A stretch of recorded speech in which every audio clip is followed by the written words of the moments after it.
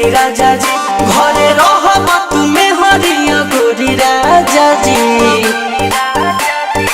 एहो खइब कतन घिवे में रोटी बोरी राजा जी घरे रहब तुमे हरिया गोरी राजा जी निहर बजे ढोढ़ी राजा जी धली कमजोरी राजा जी निहर बजे ढोढ़ी राजा जी धली कमजोरी राजा जी हटवा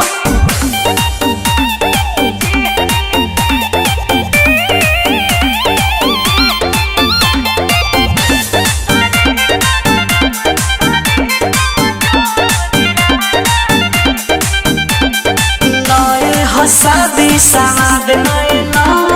लागल बतहरा मुहे हो तहरा बुझाता कि दुनिया में बढ़ के एक चीज हुआ बाऊ है हो नए शादी सवाद नए लागल बतहरा मुहे हो तहरा बुझाता कि दुनिया में बढ़ के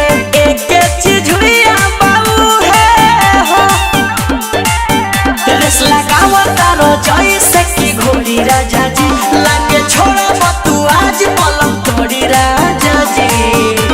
निहरा बजे ढोढ़ी राजा जी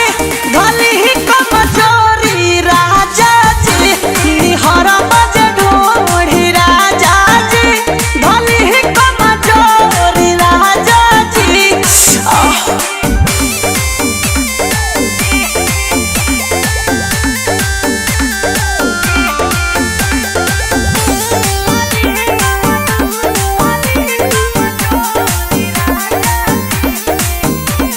रोज है चली तो देह जाई गोल सुनाए धाव जय कासे हो ऐसा सोनी को हंसता हर धानी जिम कोइल हो ना से हो सुनो